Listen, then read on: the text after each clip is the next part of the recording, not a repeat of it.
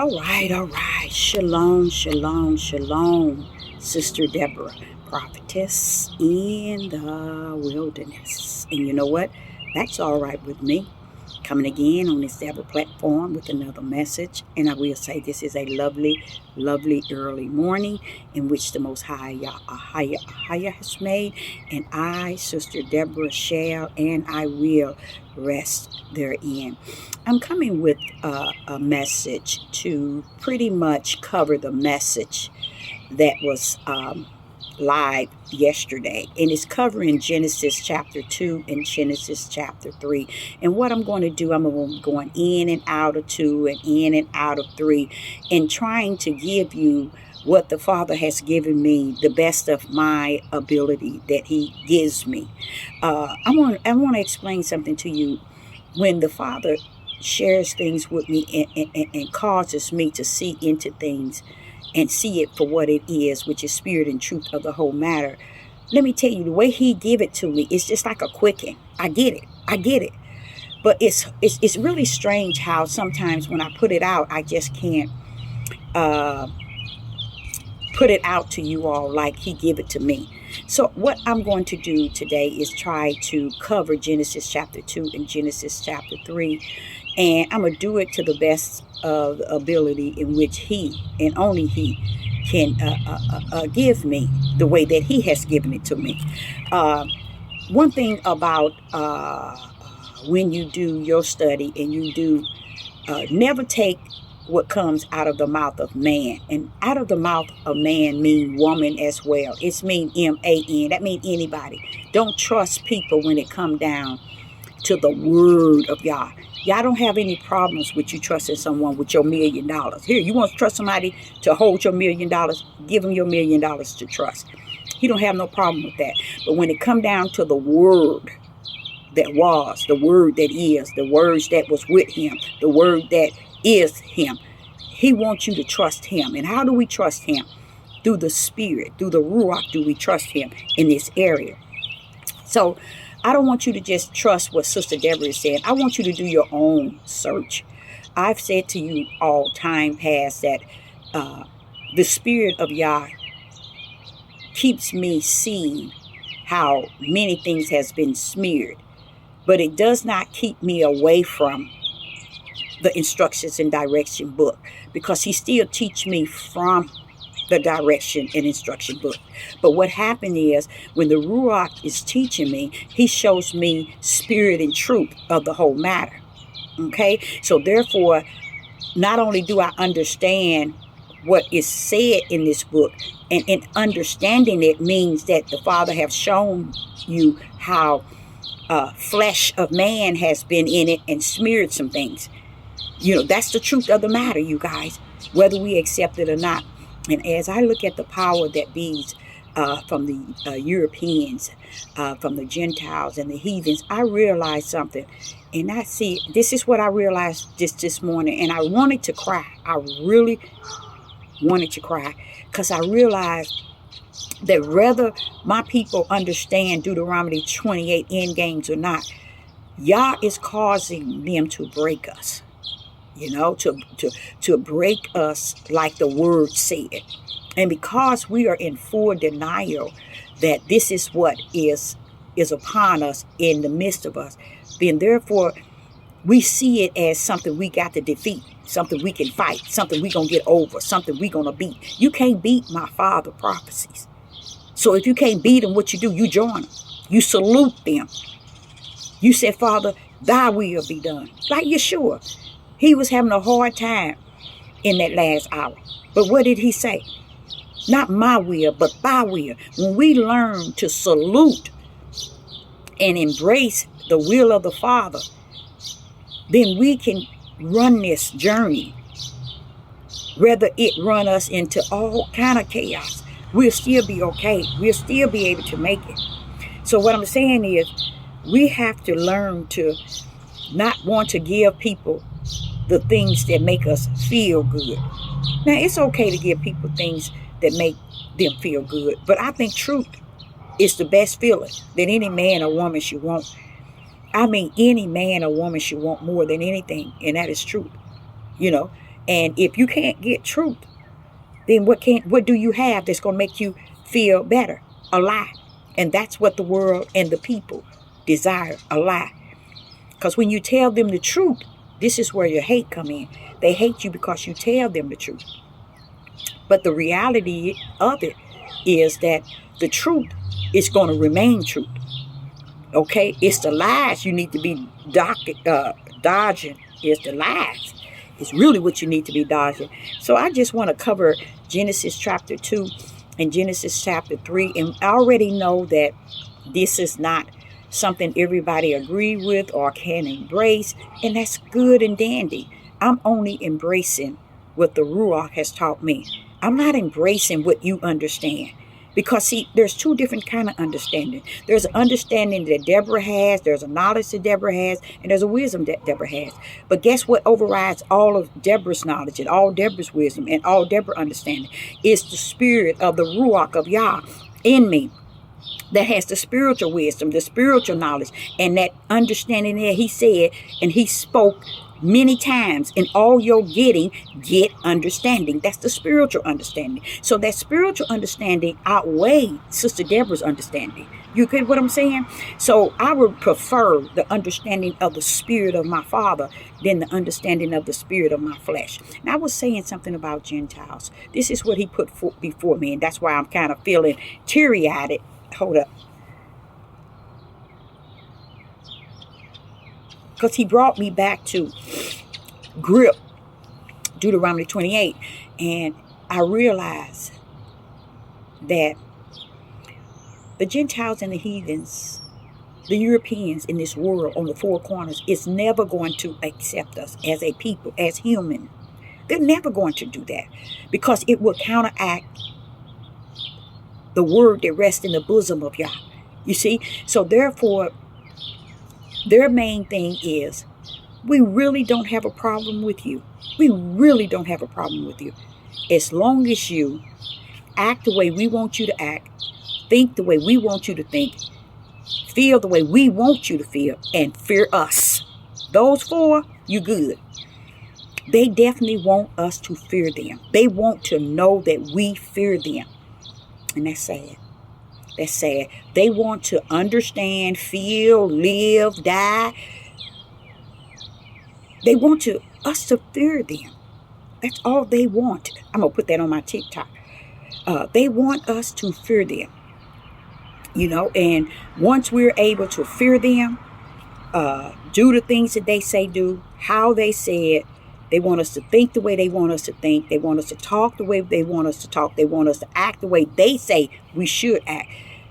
And if we would take all of that and fear them and do those things, and the number one is fear them, they don't have no problem with us. They don't have no problem.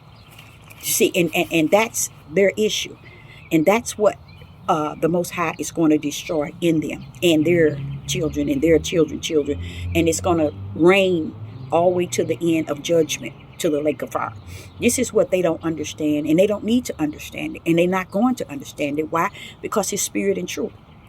And that's what makes me kind of saddened, because it almost feels like people are getting away with a lot of stuff, and they're going to get away with a lot of stuff. That's the way it feels. So that makes me teary-eyed, because I said, here we are, you created all these beautiful things on the earth. Everything that is, you created it, Father, but yet it all carries wicked and evil in front of it, in the back of it, and on every side. And it's like that's the way everybody takes and lives it, you know. One person stealing from the other, one killing the other, one lying on the other, or one putting one into slavery, one want to control the other, one want to be above the other. It's just so much wickedness. That's why it's important to grip the Ruach of the Most High Yah. Not grip it. Yeah, grip it, because if he come in you, you better just hold on to him. And hold on to him in spirit and truth. Don't hold on to him in the way man or woman say hold on to him. Hold on to him to dear life. Let's put it like that. Let me drink some of this coffee. And I when I felt that this morning, and I was in the water, in the bathroom, washing my face, and I was like, oh, Father, but that's so sad. That is so hurting to know.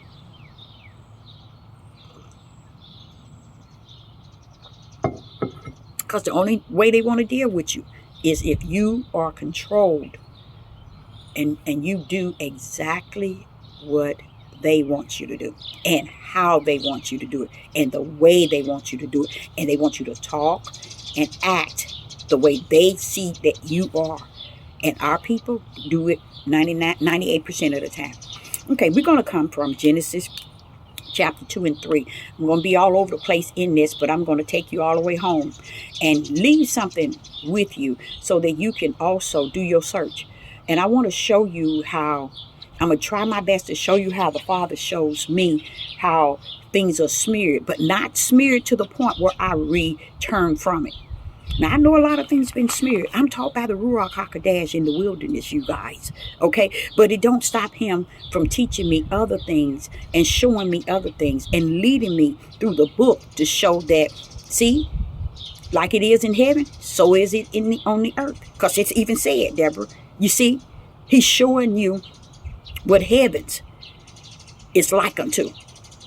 And then he'll show you on the earth where he left confirmation of what heaven has released and what heaven has created and what heaven has bestowed upon you. But we don't want that. We just want only earthly matters. So Sister Deborah going to take you into spirit and truth in Genesis chapter 2 and 3. So we're going to start with Genesis chapter 2. In Genesis chapter 2, verse 9, it says, "And out of the ground made Yahuwah to grow every tree that is pleasant to the sight." Notice it says pleasant to the sight. Pleasant to the sight. I want you to highlight that.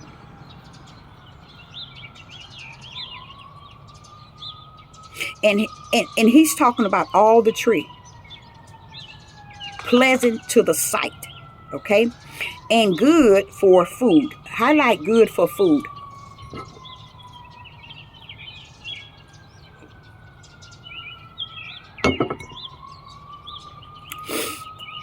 And I want you to circle the word good.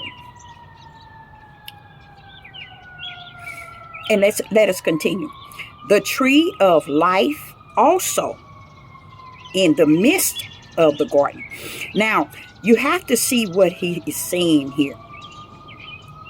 Look at what he's saying. Out of the ground made. Okay. Let's start with, I should start with, I just start with 9. Out of the ground made a hire to grow tree. You notice he said tree, not trees. That is pleasant to the sight and good for food. Okay. And then you see it says the tree of life also. He's letting you know that all the tree that he created, they're in the midst of the tree. Every tree, there is a tree of life. Okay? A tree, the tree of life also in the midst of the garden. I want you to highlight midst. And it reads,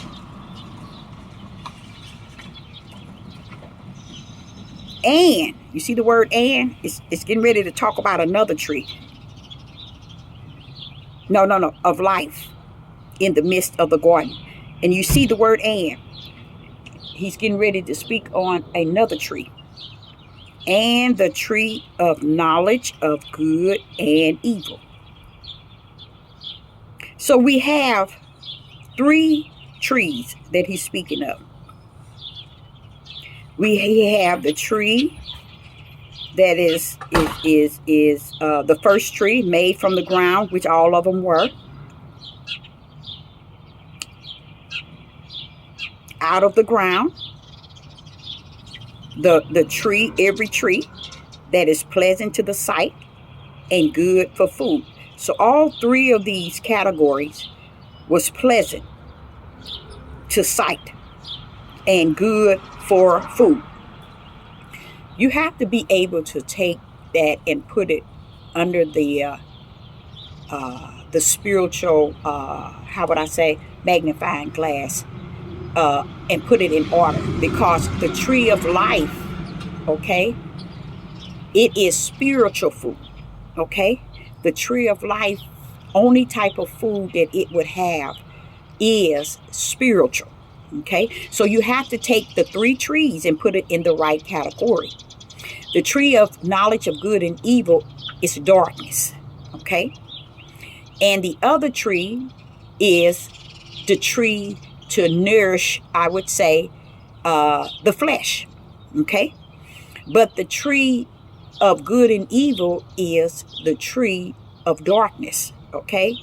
It is a tree of darkness. And the tree of life is a tree of spiritual. And it's light. They say that's the light. And the other tree, it was also there. But notice that this other tree was, it was not said that it was in the midst. Okay? But as you see here in chapter 2 of Genesis, verse 9, it says, the tree of life also in the midst of the garden. So it was in the midst, and the tree of knowledge of good and evil, it was in the midst too. Okay, so you had these trees, but in the midst there was a tree of life and a tree of knowledge of good and evil. Right there, with your common sense, can tell you that both of those are dealing with a spiritual entity. Okay, one is darkness and one is the light. Okay, and the other tree was just a tree there, okay, in the garden.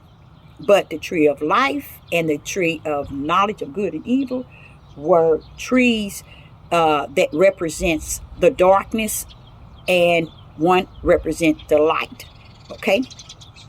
Okay, so I want you to understand, when you look at Genesis chapter 2 and verse 9, you see where it says, and the tree of knowledge of good and evil. You have to see good and evil as a whole. And I was trying to explain to you last night, and I really didn't get it out like I wanted to, that the Father have given me such perfect revelation to give my children, because I battle with them always wanting to do things and go places and see things without doing their study. I believe that anything you do, you need to do your search and your study on it, especially if you want to go somewhere and you want to do something. Learn about what you want to do. Learn about the places that you go. But in this day and time, to children, even if they are your adult children, it's all about a good time. They're not seeing both sides of anything. And throughout my life, I have always brought to my children that you need to see both sides to everything. But you can't seem to teach people, even in the world today, you can't seem to teach people that evil is right there. It's right there. Don't just think everything is fun and good. Oh, this is what they would say. Oh, mama, you bringing bad vibes. You bringing bad energy. They don't even know that energy and vibes that they're talking about, that is still connected to the evil. You see, you said I'm bringing that. That don't connect you to what I'm bringing you. I'm bringing you light. You see how heavy the evil has over the light on this earth? That they are willing to see that, because mommy telling them to see both sides to everything. See both sides to it. See actually what it is. See the light and see the darkness, and then make your choice. See, no one wants to do that. No one wants to see both sides so that they can make the righteous choice. Everybody wants to just see what they want to see and be about what they want to be about and say what they want to say and just go from there and feel the way they want to feel. But sometimes you have to measure your feelings. You have to measure your thoughts. You have to measure your ways. You got to measure it by what? Seeing, is it in the dark, or seeing if it's in the light? So in chapter 2 of Genesis, verse 9, it talks about the knowledge of good and evil. We have the knowledge now to know the both. But when you're going, say for instance, you're going out of town somewhere you've never been before, say even out of the country. Why is it that you don't want to see the light and the darkness of this country that you're going to? Why is it you just want to see the light? Why is it that you fear when someone's trying to get you to see the both? What I'm trying to do is get you to see both ends so you can make the best choice possible in what you're about to go into. But see, this is what they're saying. They're saying vibes and energy, you bring negative energy because we want to go here, and when you tell us to be cautious and we need to learn about what we are getting into and learn about what country we're going into, we want to go have fun, we just want to have a good time. There it is. Satan comes to make you think that good is something you are seeing or you're doing or you're saying and you're feeling. That's how he get into you, through showing you good. But really what's behind him, good is his shield. Good is Satan's shield. Good is Satan's shield. Want me to tell you something that you about to learn that the whole world don't know? Good is Satan's shield. Why? Because in the beginning, in Genesis 2, the knowledge of good and evil, they come together. See, we thought good was good, and that means godly. No. Good comes with evil. Don't you remember when Paul said, when I try to do good, evil is always present? That's because evil uses good as a shield to hide behind. He'll tell you, okay, let's plan you a trip over to Mexico. And he ain't telling you the whole overall. All he got you thinking is good. I'm going on a trip. Good.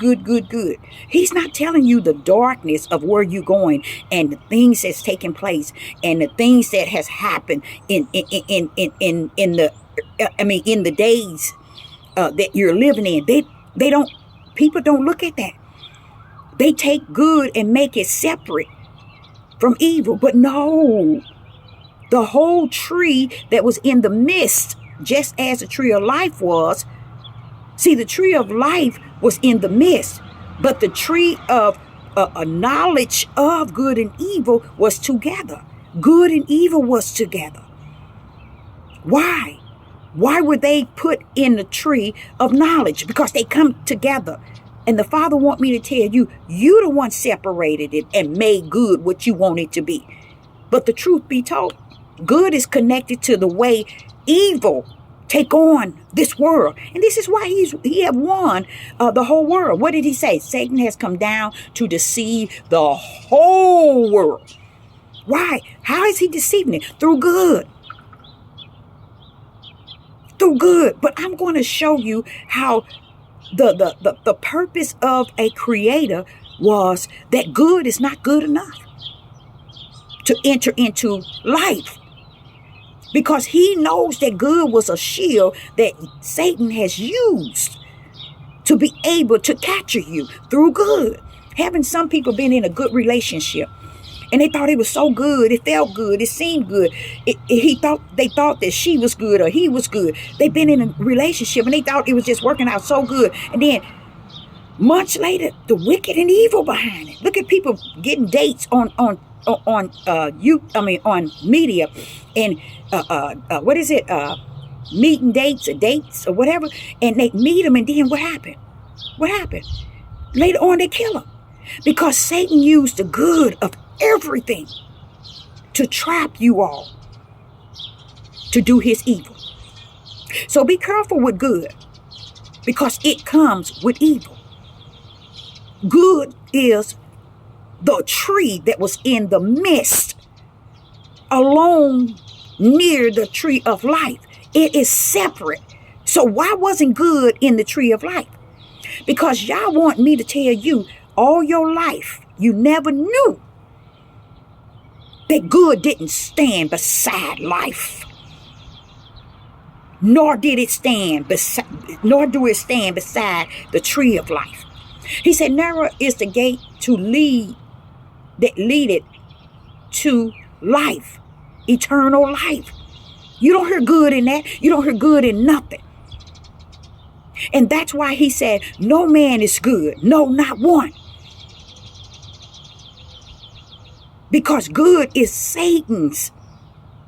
He uses that. And use Paul, for example. He said, when I tried to do good, why, Paul? Because you thought good was something you could do. But you do it the way Satan. He's always right there connected to good. Because he knows he uses good for a shield. I'm going to give you another identical, powerful mystery. Now, I'm going to give you the mystery. That what I just told you, that's a mystery to the whole world. Because most people think good is it. I was working at Chrysler minivan, the factory. And I was ministering there. And I think we had like 7,000 employees. And I remember they put me in one area and I was ministering to some elderly white people. And this one white lady said, well, I know I'm going to heaven because I'm a good person. I never done anything wrong. I'm a good. They uses that word good. You good for Satan. You're not good for Yah. Because no man is good. No, not one. So that shows you this good that you all are talking about is a shield. It is a shield that Satan uses to trap you into his evil. Okay? So that's a gift to you, in case you did not know that. A lot of people don't understand that. Paul didn't even understand it. He didn't have the fullness, but he told you, how would I say it? The Father ended up giving it to him because he said he was able to spot it. Paul said, when I try to do good, evil is always lurking. Because Paul didn't understand that evil is always right there because it's connected. Look at here. In Genesis chapter 2 and verse 9, what does it say? The tree of knowledge, what? Of good and evil. And what did the Father say happens when you take of the tree of knowledge? The tree of knowledge is knowing good and evil. But what did he say? You will surely die. See? And all these thousands and millions of years, you all never knew that. See, this is why I said when I was on live, I couldn't bring it like I wanted it. Not like so much as I wanted it, like it was taught to me. Okay? So when you go to Genesis chapter 2, I like this because he got it in here a couple of times to where we can't deny. We that are in spirit and truth, we can't deny it. So when we run around here wondering why people are doing things and they are looked at as good, let me tell you something. Evil is with it. Everything that people does in this day and time back past was always had a good shield in front of it, and then there was evil. And that's why I say when you have the spirit of the Ruach HaKodesh, he'll let you know what you're coming up on. Because we in the flesh seems to think, oh, that's good and that means us well, that's going to do us well. It's not. And when it says Deuteronomy, how we're going to be destroyed, we're still saying, no, we ain't going to be destroyed. Why? Because we following that good of the world, which Satan has what? What did it say? Satan has come down to what? Deceive us. And what did he deceive us? He deceived us with the word good.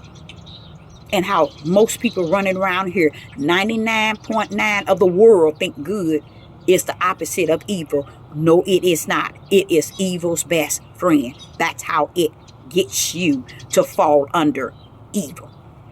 You can use drugs. You can use everything. You can be on a job. And you can start this job and you just feeling so good. Oh, I got a job and it's a good job. I got a good job. A year later, you seeing that all this stuff, you can't sleep. You got to take sleeping pills. You got to take depression pills. Wait a minute. But that job was good, wasn't it? You see how Satan gets you to think that? But see, what I'm trying to say to you is the ability to understand that good is evil. Evil is good. They come hand in hand. Now you must see spirit and truth of the matter. You must step into life onto them. You must step in and say good and evil, you present together. You work together. But I'm going to step in on life. I'm going to come in through life. And we're going to get to that in Genesis chapter 3 and verse 22. How Yah said good is not good enough. Tell them, Deborah, good is not good enough because it represents evil. It's the way evil come in. Let's go. So I wanted to tell you that. Now we're done with Genesis chapter 2 verse 9. Now we're coming over here in Genesis chapter 2. We're still in chapter 2. Let's go to verse 16. And it says, and Ahiah commanded. I want you to know, women and men, this is where the first commandment came out. See, what men don't understand is this. Let me explain something to you all.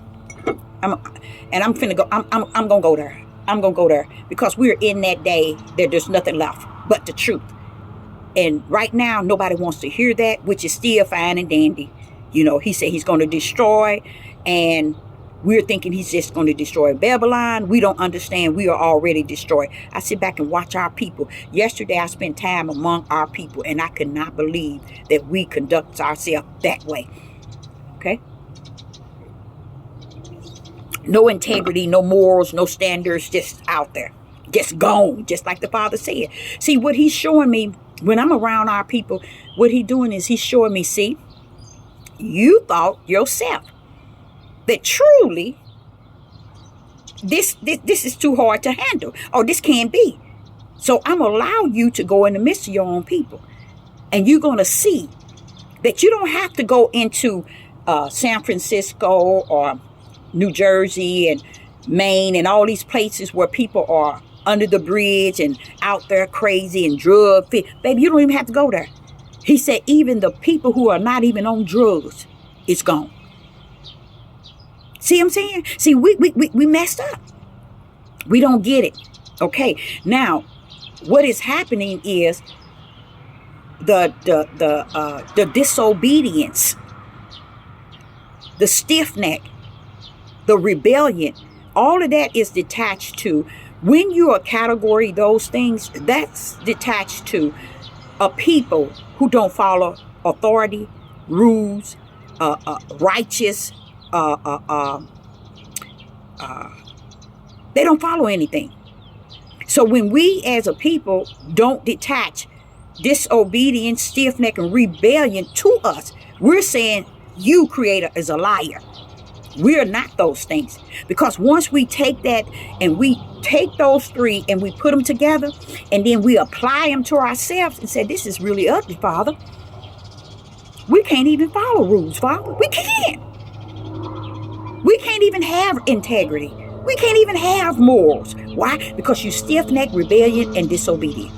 They don't even get it. They don't even get it because they don't want to teach you the truth of spirit and truth. They want to teach you the lie that Satan has taught them, that we are good and we're going on through the promised land because we are good, but we have no characteristics that identify us as good. Thank y'all. None whatsoever do we have that says that we are good. What make you anything good outside of what Satan has used you to be good in his category? So what you stiff-necked, you rebel, you disobedient, you won't follow, you won't lead, you won't guide. Now listen, to follow, lead, and guide will be what? Kings, leaders, and rulers. They don't even follow, they don't lead, they don't guide. But yet you want to be kings, rulers, and leaders. You see how that don't make any sense, y'all? This is what Sister Deborah is saying. The mindset of our men is gone. Now, I believe, say 75% of our women are gone. I really believe it, without a doubt. And it's not what somebody else tell me to believe. It's what the Spirit has put in me to accept and embrace and salute, but keep it running in your lane. So I thank him for that. So when you get to Genesis chapter 2, in verse 16, it says, and Yah commanded the man. Okay. See, man was given a commandment. Why? Because commandments always exist in Yah. Commandments always exist in Yah. Commandments always exist in Yah. Why would you say that, Sister Deborah? It's because when he said, let, my pages, he commanded his power to bring forth. Each time he created something, he could have just said it. Let the moon be here, the stars here. No, he didn't. He said it with a commandment to let it be. You see what I'm saying? And it was.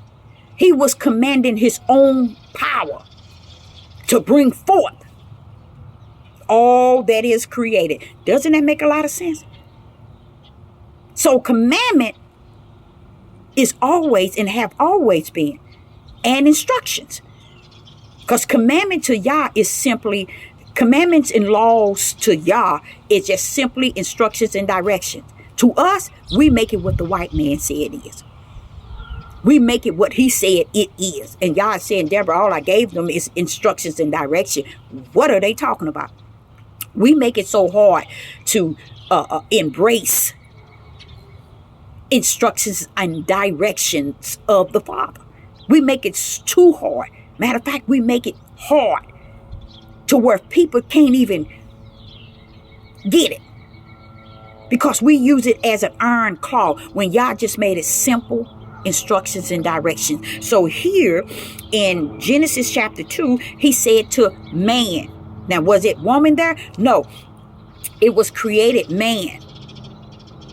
Okay, so when it said man, he commanded the man.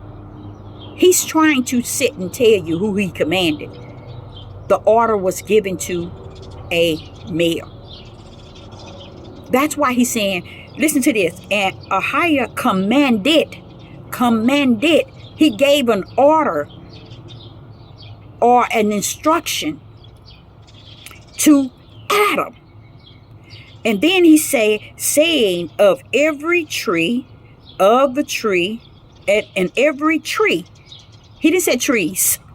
He said in every tree of the garden. And every can connect to trees. It can, when you put every, that means it's more than once. So that's the reason why every is there. So it's letting you know it's more than one tree. But it's saying every last one of them of the garden, thou may freely eat. Thou may freely eat. You see what he's saying? He's telling him you may freely eat it. Why? He's telling man that it's open freely. It's freely there for you to take of. All of them. They're freely there. But listen to the directions he's about to give them. But of the tree of knowledge of good and evil, thou shalt not eat of it. For in the day that thou eatest thereof, thou shalt surely die. Now the Father never told Adam to not touch, because if he went to the tree of knowledge of good and evil, would it have been, and he just thought to just, it was pleasant and he see it and he touched it and said, no, I'm not going to. Or he pulled from the tree. Could it have been that he sinned not? Exactly.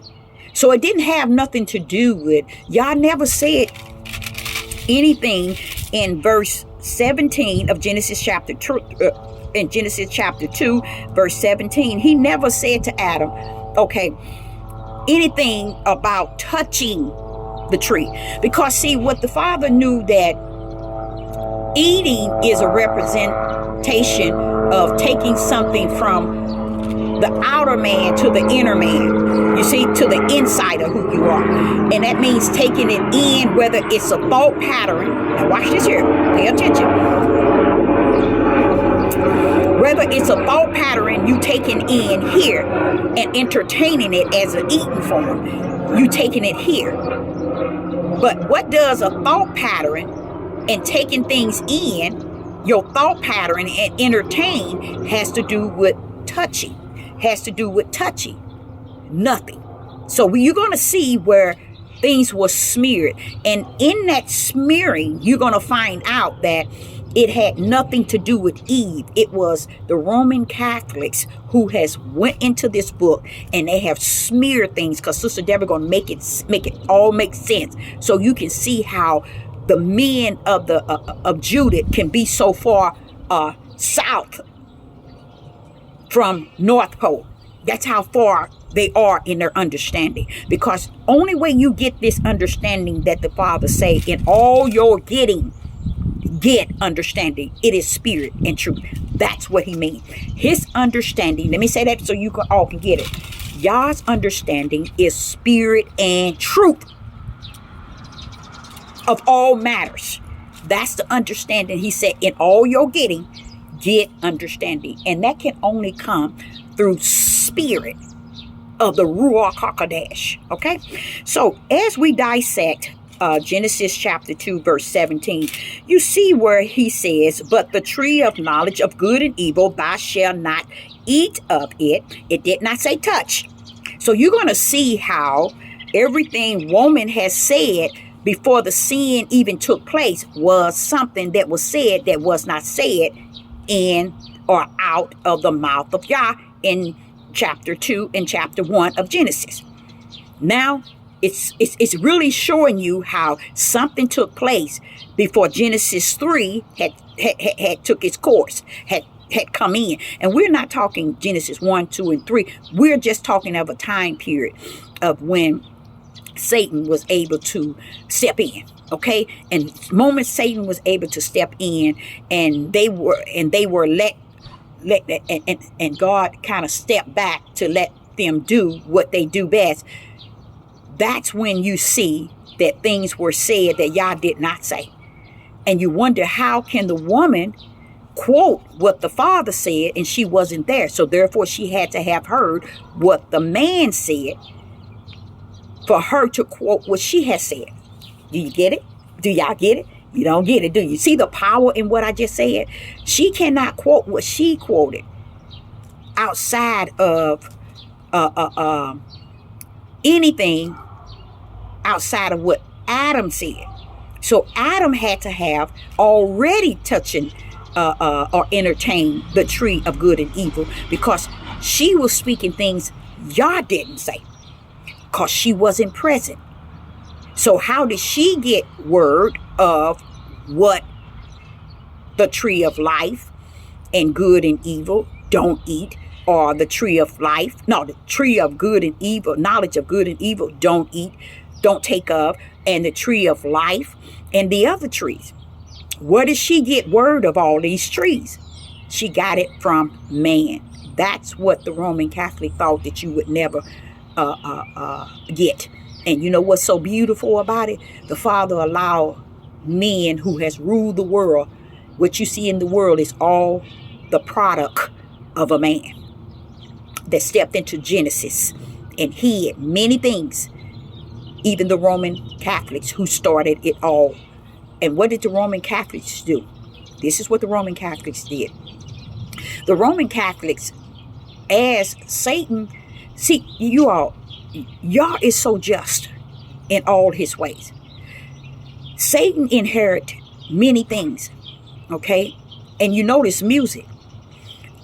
You see how the tribe of Judah fall for this demonic music, and they take it and they make it good. Something that's evil's behind, they love it. That's what the mindset of the tribe of Judah is really wrapped around. Anything that they say is good, they look at it as good and not see evil behind it. And that's just a nation of people that has fallen so far from Yah to where he said, that's it. My hands are off, in a way of their mindset. And that's why he's going to do what he's going to do in the promised land. But he's not going to do anything to them until the promised land.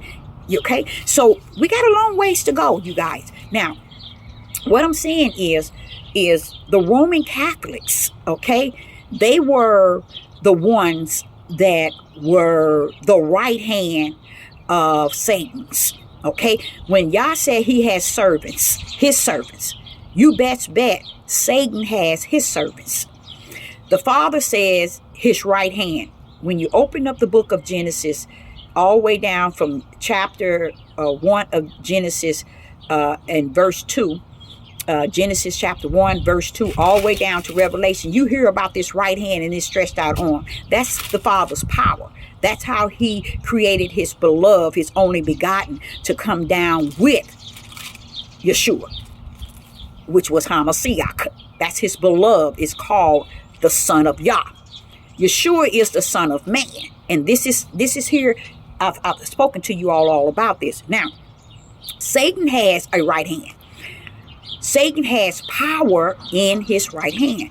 When you go into Revelation, you hear about how one give power for this one give power to this one give power to this one. This is showing you that Satan has the power to give authority to people. Okay? And what is his people? Who is his people? Yah's people was chosen as Israel. Satan's people was chosen as Roman Catholics. That's it. That's where it's hidden. Now, how is it you awakening and not know who your greatest enemy is on Satan's side? That's sad, isn't it? It's sad that you don't know who your enemy is that's on Satan's side. You don't even know Satan got a right hand. How you have to measure Satan's right hand? You got to go and find out about Yah's right hand and his stretched out arm. Once you find out that it's in there probably more than 1,000 times, and you forsaken it, you reject it, you didn't hear it, you denied it because you didn't do your study. But yet you awaken. This is why the prophet asks you, what are you awakened to? Stupidity is what you're awakened to. Because no spirit and truth rests in you. Now watch this. Yah's right hand is the power of all things that I have seen, his whole creation. That's his power, okay? He's mentioned his right hand and his stretched out arm. Nobody wants to see it. Nobody wants to read about it. Nobody wants to embrace it. Sister Deborah going to embrace it till she in her grave. And when she rise again, I'm still going to look for that hand. Because I know that's going to happen. That's going to be the one to bring me to the throne. See how off we are as a people? So what happens? The same thing you see that Yah has, Satan has been given those things as well to do as he pleases with. Okay? So you see that he can do with the music. He's shown everybody, every tribe of Judah, he's shown you through the music. You even got a Marcus Rogers. He bashes other pastors and bashes other singers in the world. Why? Because he's so detached to the songs and the music of the world. He wants to be included. He wants to be able to get the funds and the money and the fame like they get. So he envy and jealous, and he goes after them. Who wants to be jealous of Satan? Outside of those who don't know the difference. That's why he's not equipped to teach and minister to people. And a lot of them are not equipped, nor given the gift to do any of that. That's why they don't want to accept any prophetess. They don't want the true prophets to speak. See, the men prophet, they were to give the message, every message Yah give them, they are to go out and give it to the nation, to the tribe of Judah and the tribe of Israel, the whole house of Israel. But what happens? These men are not going out to even doing it. Now you have those that's out trying to do it, but when you come down to a prophetess, they don't have to go out. They can sit right where they are and give the mighty word of Yah from where they're at, and the people are to come to them. Okay? Not only can a prophetess give a judgment, they can give messages in the word of Yah, a right now word of Yah to the tribe of Judah, to the house of Israel. But because these men have found a way to lock spirit and truth out, to lock the servants of Yah out, this is what the dealing is. They're going to die by the sword. They're going to die in the mighty war that is right before them. They cannot even see it. And it's sitting here. It's like this is a one side, which is in your own nation. This is one side, and this is another. This is how close they're in to racial war and war within their own country to one another. While the middleman, which is Satan, he's gearing it up to the best of his strength that Yah has given him. And he's going to do it because it got to be fulfilled. Nation is against nation. That's within the country you are in. So let's go back to this. So many people don't understand that what was I talking about? That what they reading is not what you reading. It's not what is true. You see, people don't see that it is lawless in this country and around the world. No one is seeing that. No one is caring about it. No one is beholding it because we're so caught up in our flesh understanding, our flesh wisdom, our flesh knowledge, our flesh feelings, our flesh emotion, and our flesh personal opinion. Those things keep us from knowing spirit and truth because we don't want Yah's truth and from his standpoint through his servant to us. Instead, we want what? Ice. We want what we want from what man says. You see? What man says. So this is what Yah has stood back and allowed you to get what Satan has for you. And that's what you're going to embrace all the way through. But many are going to die by the sword. And that's why the small remnant is a small remnant. And that's why the narrow gate is narrow. See, and a lot of them don't care about that because they think it's about the right now. 99.9% of the tribe of Judah don't care about nothing. They care about the right now. Okay, let's continue in Genesis chapter 2 and verse 17. He's sitting here saying, but the tree of knowledge of good and evil, thou shalt not eat of it, for in the day that thou eat it thereof, thou shalt truly die. What he's saying is, if you run around here in your life, and this is what he's saying. Now see, he said this then. He's allowing his servant to speak the mystery on that. Why? It's because he knew the mystery rests in the bosom of his elect servants, not your elect servants, who you say are pastors, who you say are bishops, who you say are priests, who you say are Maureen seers and watchers and teachers and ministers. That's not yours, because you said it. They're yours. That means your flesh. But when y'all called hens out, they speak identical to the way Sister Deborah is speaking. Outside, that which one see it and believe, that which one hear with the natural ears and believe. I speak that which is not seen nor heard, but yet believed. It's called faith.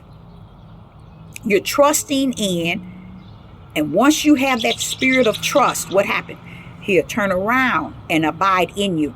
But when you reject knowledge that comes from him to his servants, to you, then you are out there like each and every last one of these people on all the platforms, lost without a cause, but going to be judged and measured before the throne of Yah for being in the condition you are in all your life, and you die come judgment, that position you were in, that you never come to the knowledge of anything on the earth. All this time you lived, and you think for 1 minute you're going to go to the kingdom of heavens. No, you're not.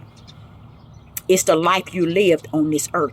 That's why heavens was cleaning the heavens out to bring everything on the earth, so everybody that turns around and want to be this way and do this, you won't be in heavens deciding it. You'll be on this earth. The earth is like a vacuum cleaner. It's coming to clean up. And that vacuum cleaner is going to also draw in some of the ones that's not dirty. But it's going to spit the ones out that's not dirty. Why? Because they got the blood of the Lamb. And they believed in the name of Yah HaMashiach. Okay? Now, here it is in Genesis chapter 2 and verse 3. I like that because he's putting it out. Now, That's in Genesis chapter 2 and verse 17. It says, but of the tree of knowledge of good and evil, thou shalt not eat of it, for in the day that thou eatest thereof, thou shalt truly die. He means that. But this is something else that as I was reading, and I really wasn't planning on adding it, but I'm going to go on and go there because I feel the Spirit is leading me. Verse 18, it says, and Yah said, it is not good that the man shall be alone. Now see that right there should cause men to be questioning themselves. It should cause them to see into today and realize, wait a minute, in his perfect will, he saw something about man that he couldn't afford, that man could even just be alone. He the one put man alone in the garden. He the one put man, created man alone. He the one put man in the garden.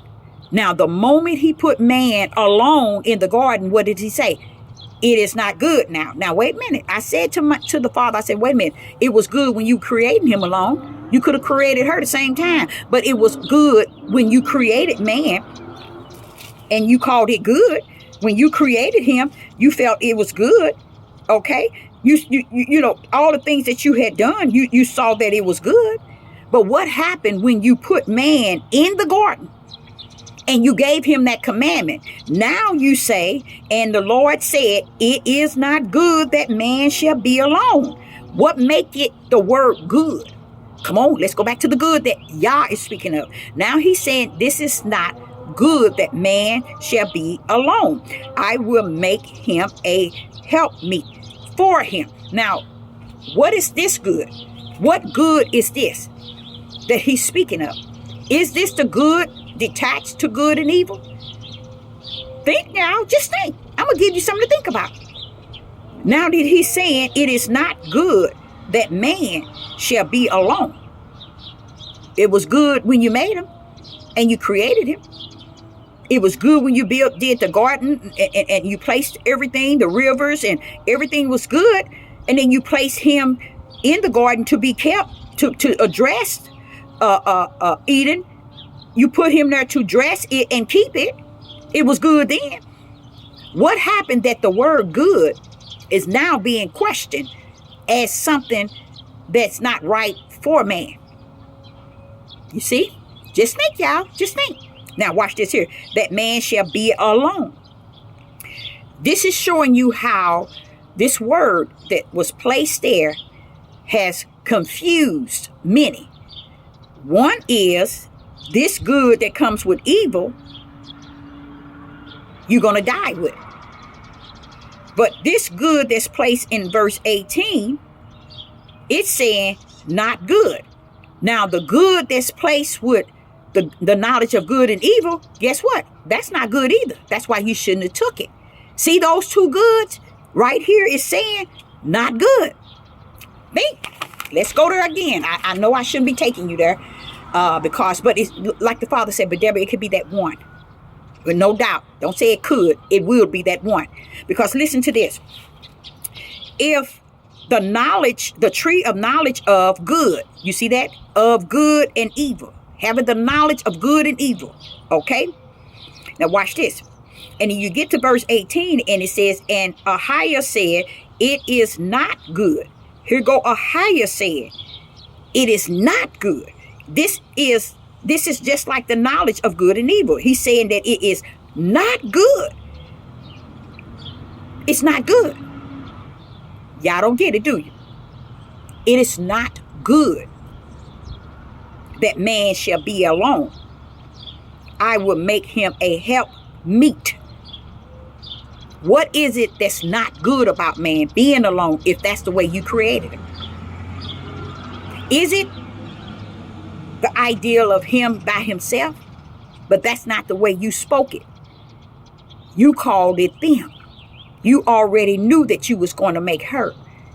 You already knew that. You said them already, Father. So what is this? Where is this going? Because in Genesis chapter 1, you said them. Him and her. But when you created him and put him one place and gave him a commandment, now you see that this is not good that he be set here in the Garden of Eden amongst the trees. It's not good, Deborah, that he be alone. Just imagine. He went on creating everything, taking to Adam, giving him everything to work on, to name, and so on. But he came down to the point of making woman. But you have to think, when did it become not good for man to be in the garden alone? When you had created everything, you created him, you put him in the garden to dress it, you created the animals and everything and took it to him for him to name, and you said it's not good when you put him in the garden. And you say it now, it is not good for man to be alone. This good can represent it is not good. That means it's not good. It's not good. So if it's not good, it's not right. You see what I'm saying? So if it's not good, it's not right. It's still falling under the knowledge of good and evil. It's still falling under that because it's actually saying it's not good. It's telling you that good is not good. It's not like we see good. He said it's not good. You see how he already telling you the word good is not something that you look at and say, oh, this is good. This good mean this good mean this good. No, it is not good. You see, that man shall be alone. So that right there should cause men that's full of, now they got to be full of the Ruach HaKodesh, not saying they got the Ruach or believe they got the Ruach. They got to be full of the Ruach HaKodesh, because being full of the Ruach HaKodesh bring things into spirit and truth. And they're not nowhere near that. So they would never grip the fact that what is this not good after you said the tree of knowledge of good and evil is they are not to take of, but then turn around and say it is not good for man to be alone. You see, but you didn't say that until you placed him. You gave him the commandment. You placed him in the garden to dress it, and you created. You told him what not to do. So you gave him instructions and directions, and you placed him in the garden. And now you saying it's not good that he should be there alone. You knew that from Genesis 1. So you see how things were smeared and taken and placed in there. But that's what Sister Deborah is telling you. Through the Ruach, it teaches you all things. And what it does is it moves that dark sheet away and lets you see things in the light, so you'll understand why we are where we at today. Because the product of yesterday brought us to where we are at today. Not so much as today is where it's at. Today is the end of the settlement of all the wicked and evil and the consequences of continuing good and evil and eating from the tree of knowledge of good and evil. This is the consequences is where we're in today. Okay, so when you get to Genesis, let's go into Genesis chapter 3. When you get, let me see, I think I'm using too much time, I know. When you get into Genesis chapter 3, you run into Eve communicating with Satan. And you see that Satan is saying to her identical what the Father said to Adam. Let's go. In Genesis chapter 3 and verse 1, now the serpent was more subtle than any beast of the field which Yah had made. And he said unto the woman, yea, have Yah said ye shall not eat of every tree of the garden? Now he's quoting identical what Yah said to Adam. Why did they flip it as if he was speaking to the woman when man was sitting there with her? It don't make sense. So you see how the Roman Catholic flipped it to the era of a woman instead of the era of a man? They switched it, you guys. That's how you know that they switched it. I'm going to show you how they switched it. Now, he said, Ye shall not eat of every tree in the garden. He quoted exactly to Adam the same. He quoted, serpents quoted to Eve identical to the way that Yah had spoke it to Adam. This is how the serpent spoke it to Eve, identical to the way that Yah said to Adam. To Adam, right? Now watch this here. This is what the serpent said. Hey, yea, have Yah said, ye shall not eat of every tree of the garden. Now, it's no such thing, you guys. No such thing, none whatsoever at the beginning. That he created man. He gave man the authority over all the animals. As far, not the authority, yeah. He created them and brought them to Adam. And Adam named all the beasts. Let's just imagine how many that was. Adam was placed in the garden with all these jewels and wealth and rivers. And he was put there to dress the garden, okay? And he was brought, beasts and everything was created. Fowls and birds were brought to him to name. Now, here it is. The serpent is speaking only to the mind of Eve. When the mind of Eve, or Eve herself, was sitting right with Adam. How is it that both of them sitting there, but the serpent is only talking to the woman? It doesn't make any sense. It never made any sense to Sister Deborah. And I learned that as a teenager. But when it don't make sense, when I was a young person, I don't go bothering it, because I just leave it over there as something that's not fully completed. And because I have that mindset of, if I don't understand something, the Ruach gonna told me the truth of the matter. That's how I took it. All my life, I always knew that the higher power of who Yah is, his spirit would reveal it to me, the truth of the whole matter. So this is where Sister Deborah is today. I'm in this end days, and I am a student of the Ruach HaKodesh that has given me spirit and truth, meaning the truth of the matter, while everybody is chasing their tails. You see, in circles. Okay, now here I see where Satan quote what? He put the good shield there. What is the good shield? He's telling her something that's true. He's telling her something good. How is he telling her something good? He's repeating what Yah said to Adam. But did he say it to Eve? No, he didn't. But listen to this. Listen to how the serpent says, ye shall not eat. Yea, has Yah said, ye shall not eat of the tree of the garden? First of all, Eve's first thing should have said, I wasn't present. Here is Adam. He said it unto him. He didn't say it to Eve. Eve wasn't present. See how Yah will cause you to see spirit and truth. This is what he said. He said, Deborah, if they missed Genesis chapter 1 and missed Genesis chapter 2, as the word has set it up in the form of 1 and 2, they have missed from chapter 3 on down incorrect. They got it all wrong. And he revealed that to me almost 3 years, but almost 3 years. Oh, my thing, did it click off? Yeah, I think it did.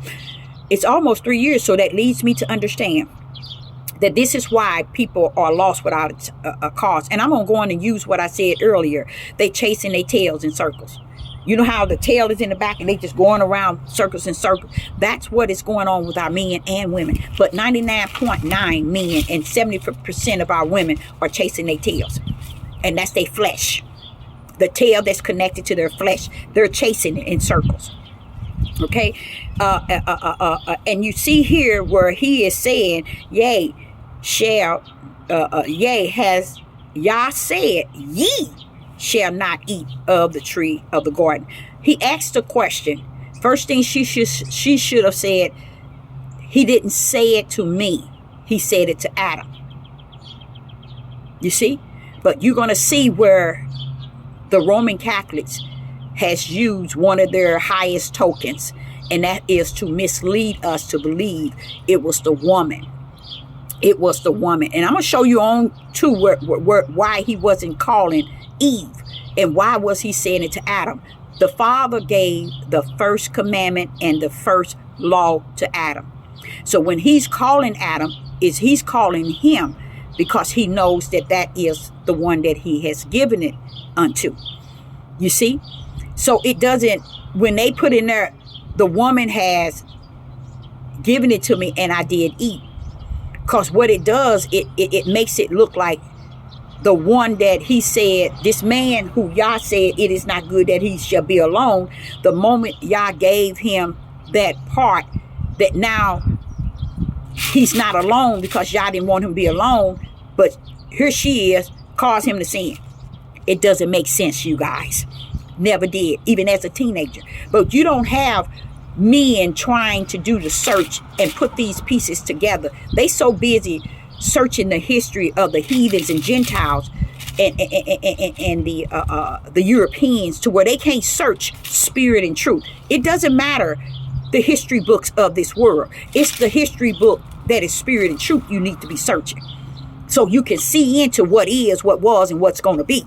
But they don't want that history. They want the history of the flesh of the heathens and Gentiles and the Europeans so that they can make money, so they can feel high. And they sing. That's why you see, I've seen it several times this week where African men and not black men, the tribe of Judah, when they get a white woman, they feel like they didn't score it. Baby, you got their leftovers. You got their leftovers. Okay? And the same thing when you see women with their white men, the women are acting as if they didn't hit a king. And this is because our mindset is gone. But it ain't that they caused our mindsets to be like this, because the Father said we were like this before we got over here. The biblical instructions and direction has told us over and over and over that you were like that before you got over there. And we want to make it their fault, because we're locked into the curse and we ain't going to be able to outbeat it, and we're not going to win it because it is what the Father have said that it is, and it's going to be the way that he have said it's going to be, and it's nothing we can fight up or buckle up against. It's going to be the way the Father has created it to be, based on what he knew in heavens about us as a spirit. He already knows that these things is going to be, and there ain't nothing we can gonna do about it. You know, there's nothing we can say about it. Ice. So therefore, what you see is what you see. It is what it is. Now, listen to this. When you get into Genesis chapter 3, you hear the serpent directing his conversation to woman. We know that woman wasn't there. So how is it he directing it to her, and she wasn't there when Yah spoke it to him? So what happens? It makes you wonder, why was she put on the scene as the one that Yah said thou not to eat of? Yah did not say that to her. He said it to him. Right there shows you what was changed. Let me show you how deep it is. Let's go to verse 2. And woman said unto the serpent, she included we because he was there. Adam was right there. We may eat of the fruit. Where did you see in chapter 2 that fruit was mentioned? Okay. Of the trees. You see the S in the trees? That shows you man then stepped in here and thought that, and it's been thousands of years, that they were not thousands of years since the Bible been here, but it's been years.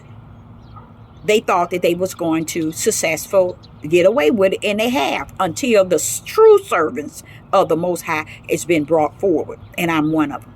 Okay, now see, when I see here where it says, and woman said unto the serpent, we represent man and I, male and female, may eat of the fruit. Well, we didn't see the word fruit in Genesis 2 during the perfect will of the Father.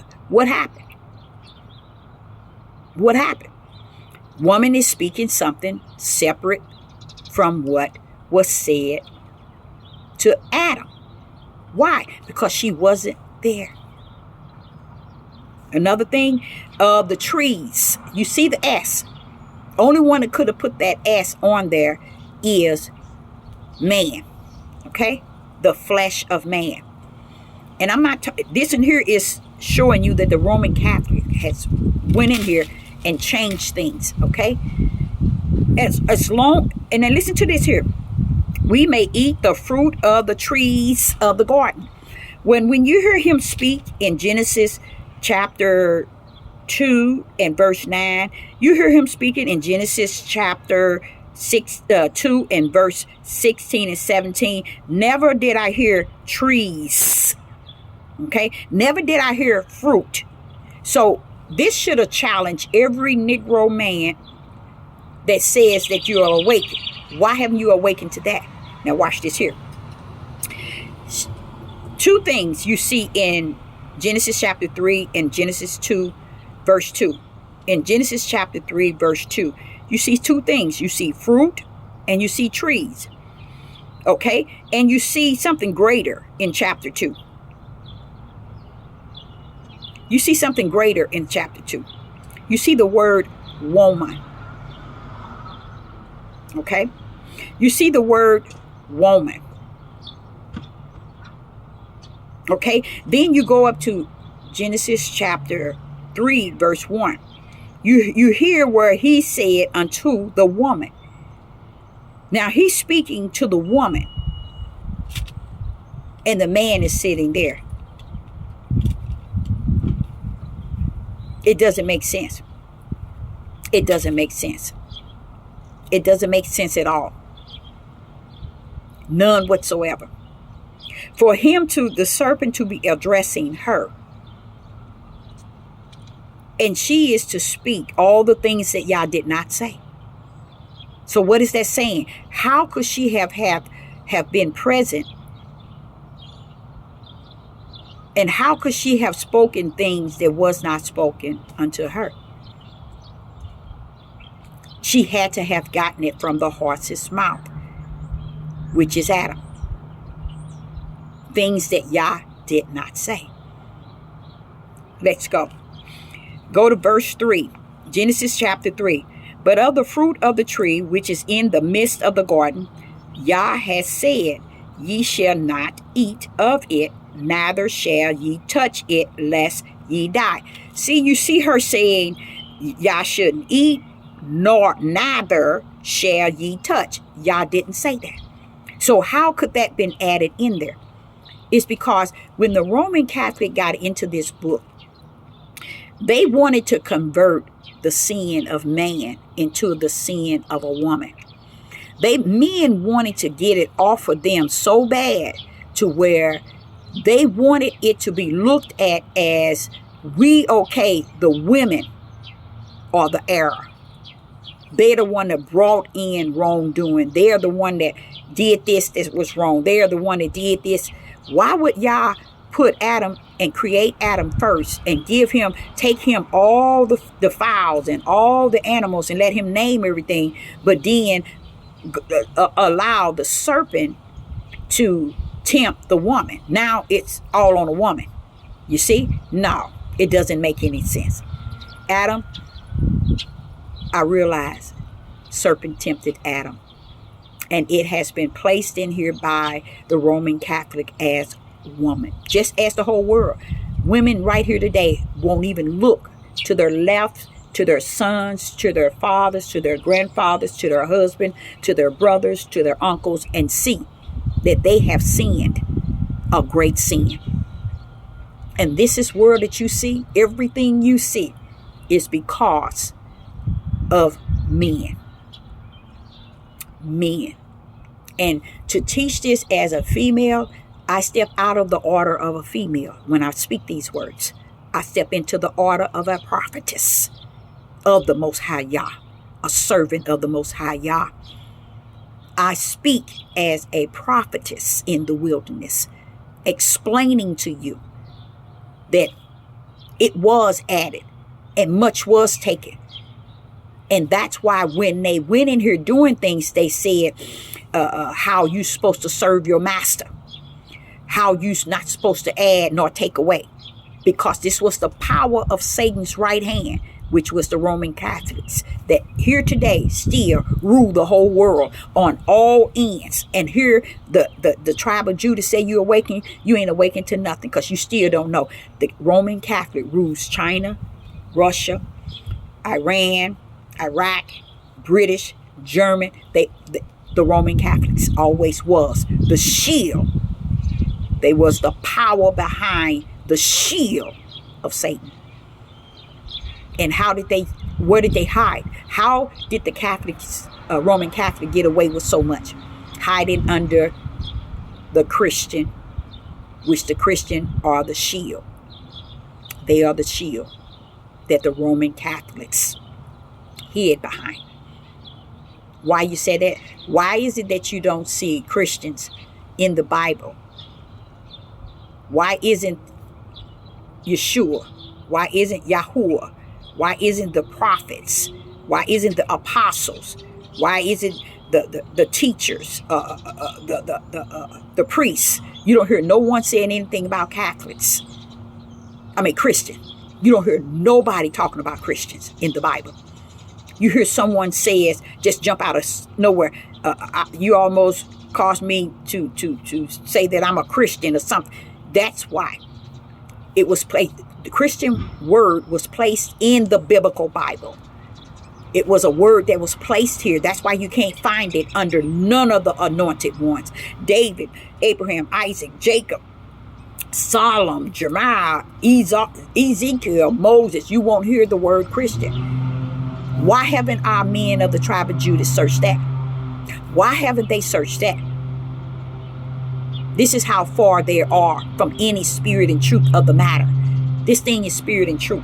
And I heard a Gentile, a heathen, I ain't gonna say he's a heathen, but a European Gentile wants to teach this Bible and wants to have the answer to it. You can't have the answer to this book through precept and in line and in little here.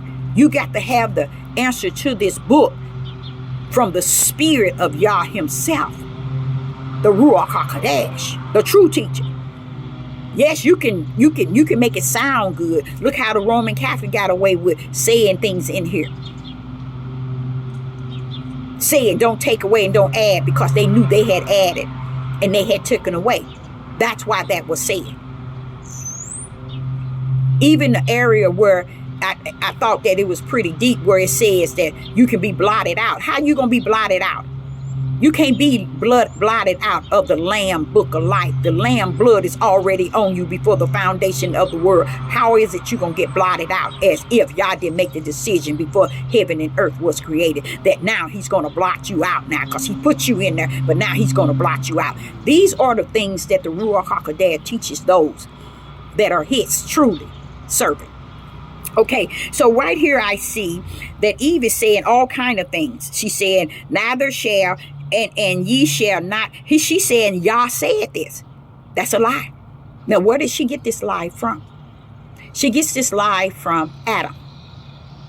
Because, see, there was a reason why he said it is not good that man. It is not good. He's calling good.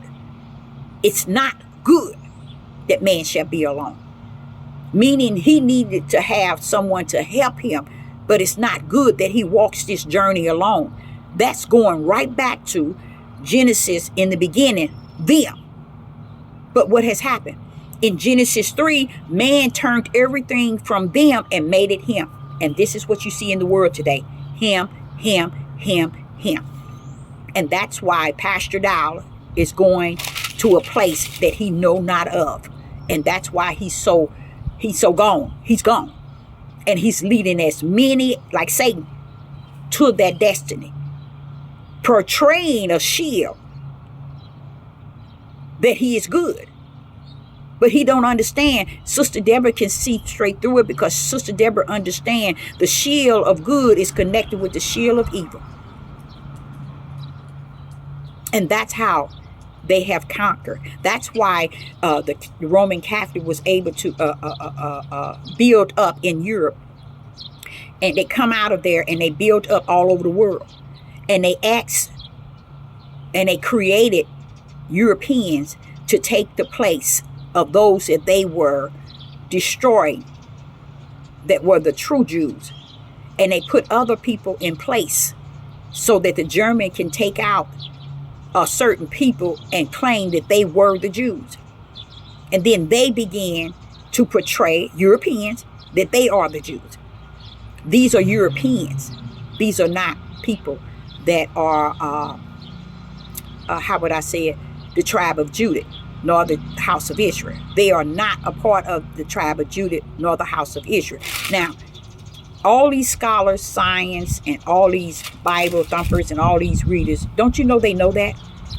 This is what makes me realize that Judah is destroyed 99.9. Mentally and spiritually, they have been destroyed. Now, I can't say spiritually, but mentally they have been destroyed, because you can't get a man on this YouTube to search into the fact that Deuteronomy 28 said, until you are destroyed, and you are.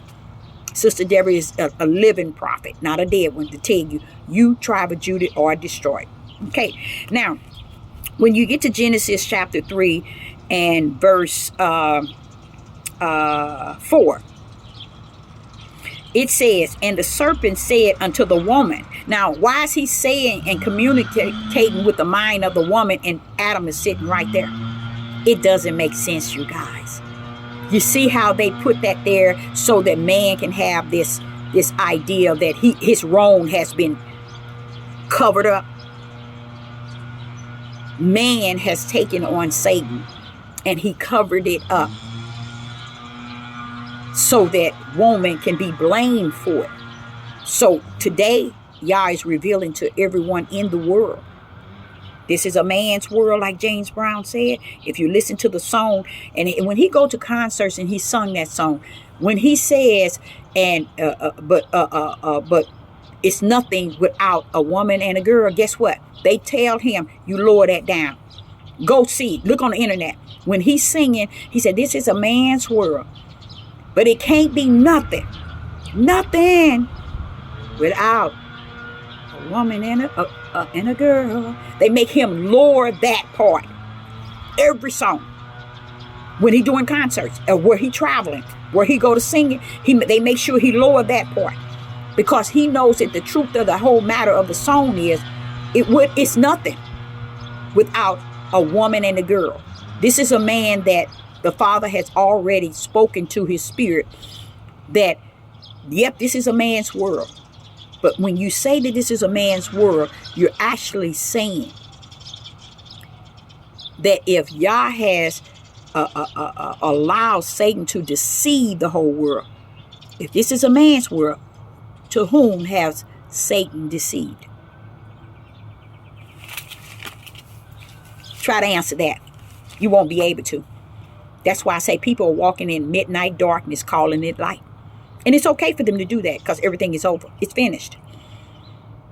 So when I had someone came to me and they say, I want you to listen to James Brown. When they tell me to listen to different things, I heard these men crying out songs that was spiritual mission. Even his song with Goliath. Y'all, if you listen to it, you'll say, well, what is this? How did this man say that? He thinks that the United States is Goliath that's going to be brought down. That's how he had to send messages to Yah's anointed, which is me. So when he's saying, when I've seen him sing these songs in concert, because I sat back and I watched this stuff. A person showed me that, I just was off the chain. What? Then I listened to him sing. I said, why is he saying it won't be nothing without a woman and a girl? He's telling you, when he said woman and a girl, he said females. This world is nothing without them. That means that without them, this is how it is. This is how man has destroyed it. But the little that's holding them up in this world is woman and a girl. See, people wouldn't even get it. And he was crying out because he was under that Illuminati crap that's going on. They were doing it way back then. And he was trying to get word to somebody like me. Even his son Goliath, trying to get words to me. That's why some people say, well, but Tupac was, what he was saying, Tupac was saying things, but nothing Tupac can do with it. But he was crying out, doing evil, but crying out messages in the spirit realm. So we too, that's walking in spirit and truth, would grip that. See, it was something I was sending a message to. Who was it? Sister Deborah. And not just Tupac, it's many of them that have left messages for us. But we so bombarded on the ways of the Gentiles and the heathens and the wickedness that's already rooted in us before the Gentiles and the heathens. Because in Ezekiel 36, he said we had this, we were this way before we got over here.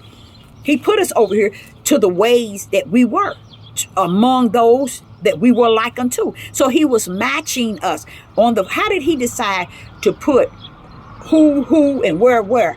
He said he, based on how we were, that's where he dispensed us in the area of who, in the ways of who we were. I mean, in the ways that we were, he connected us to the people and the environment.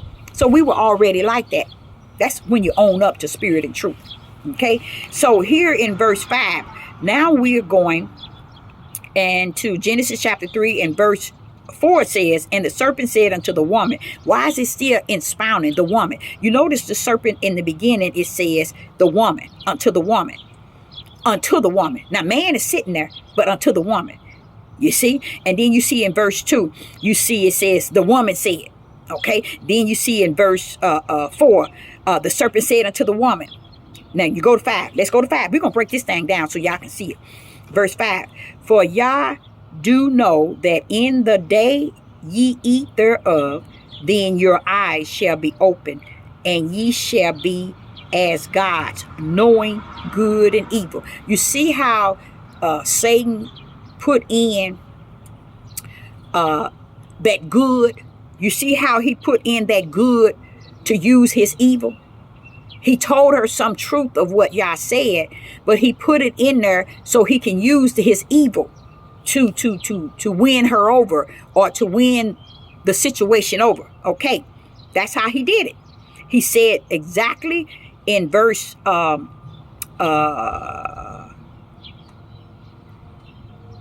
he told it as identical to the way Yah said it to Adam. So why is it addressing unto the woman? That's what the Roman Catholic did. They switched it up. Okay. Now, when you get to 6, it says, and when the woman saw that the tree was good for food, and that it was pleasant to the eyes. Now, go here. Now, we had many, and I'm going to go with 89% of our Hebrew and men that been teaching on this devil platform. They have lied. They sat and said that she was desiring the serpent. She was having a sexual. You see the mindset of men? These are the same men that has placed stuff into this book to trigger you in the flesh to believe what you read and believe. What you see, what you read and believe. But I just thank the Father for saying spirit and truth. It comes with what you don't see, but yet believe. And that's what this world is not ready for. They're not ready for Yah, who you cannot see, but you believing that things are happening based on what? What he said. But can you see him? No, you can't. See, and this is what they do not want to embrace nor to detach themselves to. And it's called righteous. They don't want to, because they want to believe a lie, because that's the only thing they can afford to embrace. Okay, now listen to this. And when the woman, Genesis chapter 3, verse 6, and when the woman saw that the tree was good for food, and that it was pleasant to the eyes. Hold that pleasant to the eyes. And go to Genesis chapter 2 and verse 9.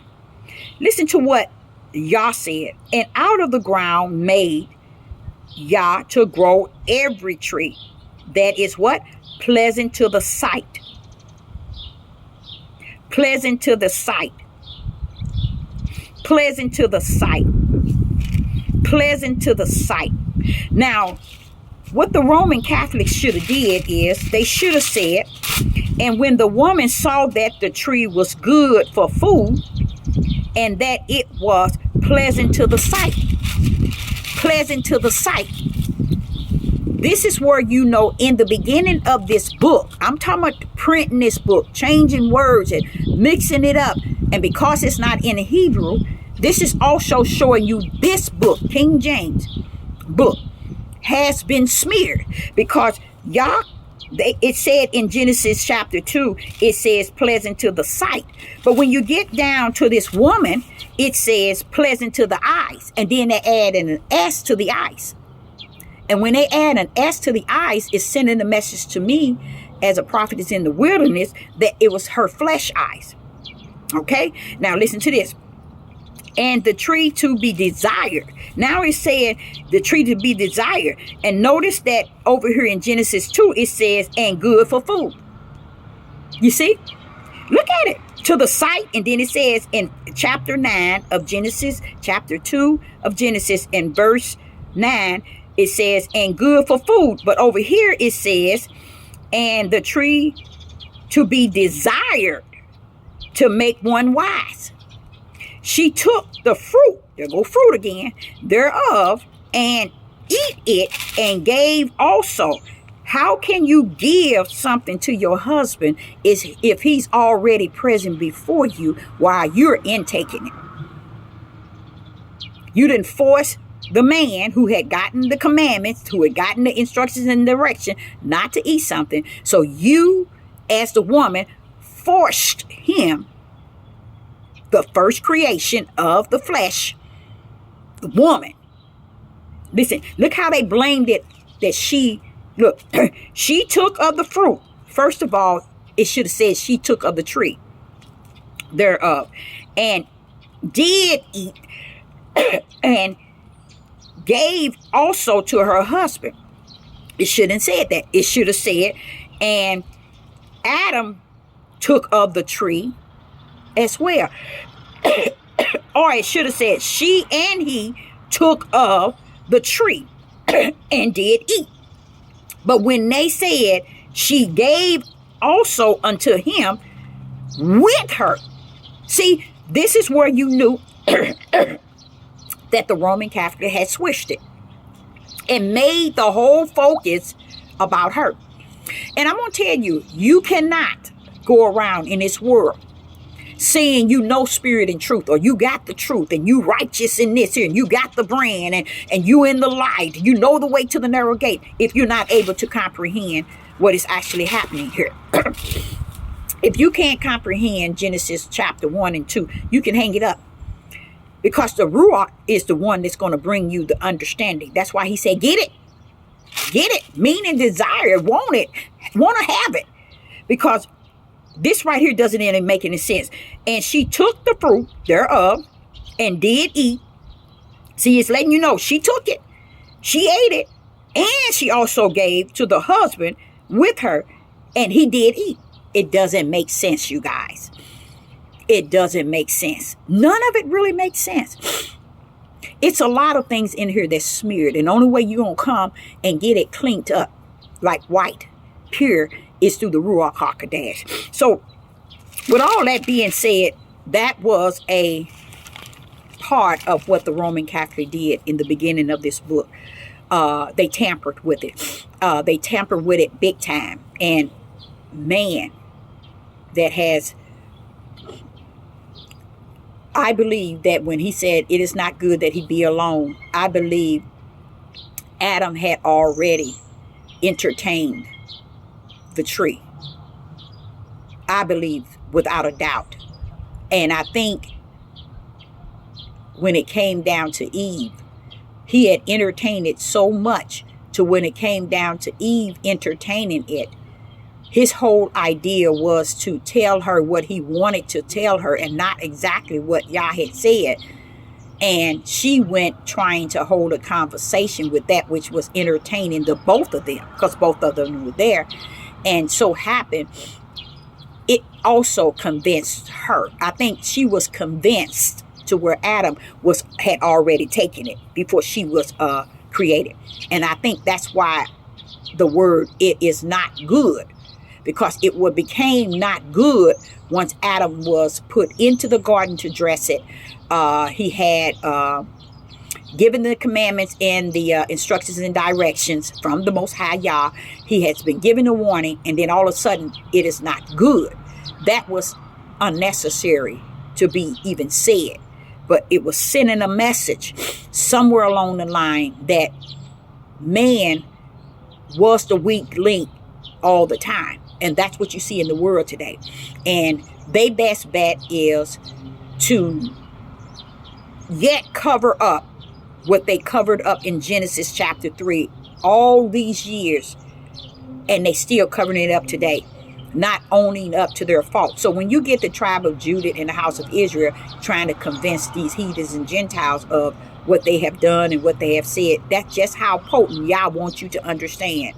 He wants you to understand you can't go to the Gentiles and the heathens and thinking you're going to change their mind about what happened to you, what's going on, and what you didn't come to the knowledge. He said you ain't even came to the knowledge, because the truth be told, you don't even see the hands of the Europeans, of the Roman Catholics in Genesis, period, in chapter 3.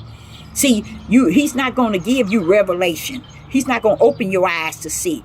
You are not going to awaken to nothing, nor will you understand spirit and truth, because you're so caught up in trying to escape truth itself, denying it, and you perish continually due to the lack of knowledge. So what the Father did is, throughout the book, he decided, okay, Deborah, anytime men sin, I'm going to cancel out men, women, and children.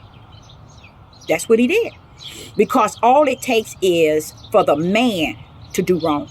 Y'all will cancel out women and children. It's a known fact. Look at Noah in the ark. Look at Noah in the ark. It started off with saying men having daughters. And the sons of man was taking as many as they pleased.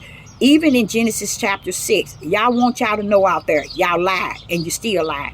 This didn't have nothing to do with giants. He was just letting you know giants was in the world today. And the reason why he wanted you to know there was giants in the world is because they were so tall and big. He was letting you know I'm taking them down too. So he wanted me to let you know that. Giants wasn't having no woman. Giants couldn't even penetrate a woman. So stop lying. You're lying. Fallen angels cannot penetrate no woman, and she conceived. All of this is lying. She has to conceive through a woman. Through a man seed. A man seed. And that's what was happening in Genesis chapter 6. These men were having these daughters and selling them off for money. Sex trafficking. Whoring them. And giving men as many of their daughters as they please. This between men and men. And nobody ever and would ever come to this devil platform and tell the truth. I think that's really sad. I think that's really sad. So he was explaining to me, Deborah, the whole Genesis 6, when I destroyed it, they still didn't get it. And they say they awakened. They chasing their tails. And that's why they haven't gone anywhere. Even when they think they somewhere, he said they nowhere. Okay, so this about she gave it to him. All of these are words to trigger people to see woman in a way that y'all did not create her. And to take away what man had done. So that we won't see who was ruling this world with Satan. Men. When he destroyed Lot, who did he say was going to the doors and out there and going to the door of Lot to get to those angels? He said men and young men. He didn't say women and daughters.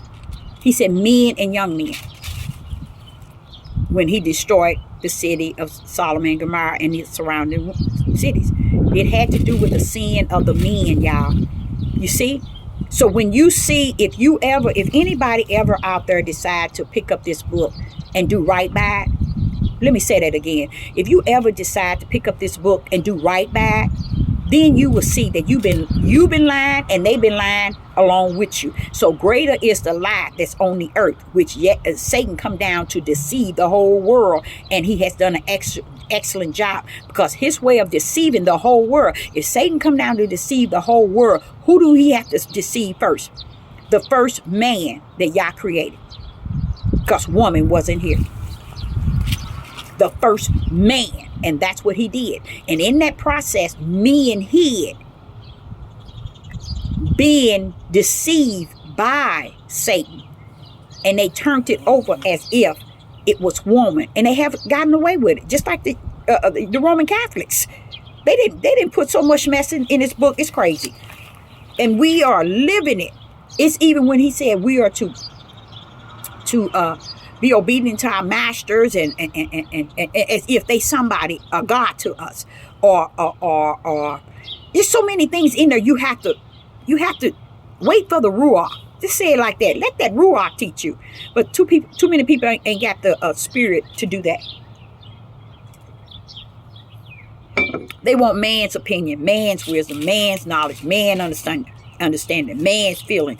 So when you get to Genesis chapter 3, verse 22, when you get to Genesis chapter 3, verse 21, it says, and we go 21 and 22, it says, and Adam also, and to his wife, unto Adam also, and to his wife did Yah make coats of skin and clothe them.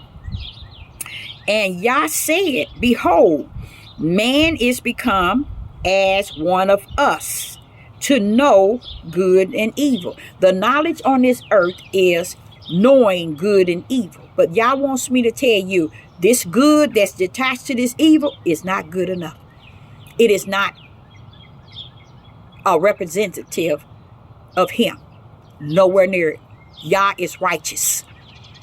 Yah is righteousness, belief, faith, and fear. So this good that you come to the knowledge in your flesh is not good enough to enter into the bosom of my Father. Let's go there. So in verse 21, it shows that unto Adam and also to his wife did Yah make coats of skin and clothe them. Okay. In verse 22, and I want to share something else that he gave me in Genesis, when he told me when I was a young person about the reason why he put them in there naked. He wanted us to know the purity of his spiritual heart, that the flesh of the creation of a woman and a man was never to be lust after. Sin itself causes the heart of people to lust after the nakedness of the body. So this is why you see men raping little boys and little girls, and women doing all kind of sexual perverted things. It is not because what they have in them. It's who they are on the outside, which is their flesh, that lust after and desire lust at its highest capacity. Our men of the tribe of Judah will look, and this is in melanated men. They think that the back end, the rear of a woman, really measure a woman. And they do not know that because they have treated women based on what they have in the back of them, which was used not for a lust. And if you're seeing women to where you thinking the rear end is really something put there so you can lust out of it, that is not of Yah. That is not of Yah. Because he put woman in the garden with Eve, and Eve with Adam, to be naked. So he wanted us to understand in the perfect will, he never intend for flesh to lust and sin after flesh. So this is where you get all of this perverted stuff. When you get to Romans chapter 1, where it's telling you a woman coming out of her natural use. Why? Because the way you were created in the natural use for a man, in the right way, in the right order. But men now going up in your rear end, you taking your mouth up in your tongue up in his rear end, y'all, and you sucking on his waist, his body chemistry, and you all are just all over the place. And you think Yah is okay in this. And you're going to think that it's okay. You can do anything in your bedroom. No. This is the perverted mindset of he that come to deceive the whole world. This is not the way Yah created. So when you get over to Genesis chapter 3 and you see where he put coats on them. Why? Why did Yah have to make them coats? Because he noticed the first thing Adam was able to recognize out of any and everything. He didn't care about nothing. And I'm speaking to you all. Let's go there. See, y'all think you woke. You ain't woke. You knocked out sleep. You dead halfway. Now, what's the first thing Adam recognized? He didn't recognize none of the sin. He didn't recognize that he disobeyed Yah. He didn't recognize none of that. And it's sad. That's what I'm sitting here telling you today. That's how men are today. They don't recognize none of their sin. They don't recognize that the difference between righteous and unrighteous, and the difference between just and unjust, the difference between what is right and what is wrong. They don't even they don't even pay any attention to Satan versus the Creator. They don't say any. They don't see no difference in that. Let's go there in Genesis chapter 3, verse 10. Let's go to 9. Verse 9 says in Genesis chapter 3 and verse 9, and Yah called unto Adam and said unto him, where are thy? Did it says that he's calling to Eve? Don't you know Yah see them? He knows where they are at. Yah wanting man to own this thing. He wanted man to just come to the knowledge that, okay, I took of the tree of good and evil. I disobey your commandment. I disobey your law. Your instruction and your direction. Man never did that. That's what you see today. So when you run around here trying to chase a man, trying to make sure you get a man because he did, you're making a fool out of yourself. Men are not the men of Yah. These are the men of Satan. Okay. Now, when he's calling Adam, he's calling him for a reason. Okay. He don't have to call Eve, because he knew the order was given to Adam. And this is what he's showing you all. Now, this is where you also should see where things has been put in and has been taken out. Because when he called out Adam. Now, don't you think if Eve was the one that started sin by being, how would I say it? Guiled by the serpent, and she the one gave it to the man, and she the one entertained the serpent, and she the one wanted to have sex with the serpents. That's the way the Hebrew Israelite teaches it. I don't know if y'all know that. They teach us this, that. They say her desire is because she was having sex with the Satan. That's how sick they are. That's just how sick they are. And they don't, the Roman Catholic got them whooped. Now, so you have to step back into the realm of what the Roman Catholics, they were doing so much. They never thought that the Spirit of Yah was going to have his own servant to be able to be taught this in spirit and truth. Now, he's saying Adam because that's the one he held liable, because he knew that it was the commandment and the instructions and direction was given to Adam and not Eve. So then he said in verse 10, Genesis chapter 3 and verse 10, and he said, I heard thy voice in the garden, and was afraid because thou was naked. There you go, women. I wanted to explain that to y'all. And I hid myself. Adam never said to the Father, I heard your voice in the garden, and I disobeyed your order, your commandment, and I did what you told me not to do. And that was eat of the tree of knowledge and good and evil. And now I am naked.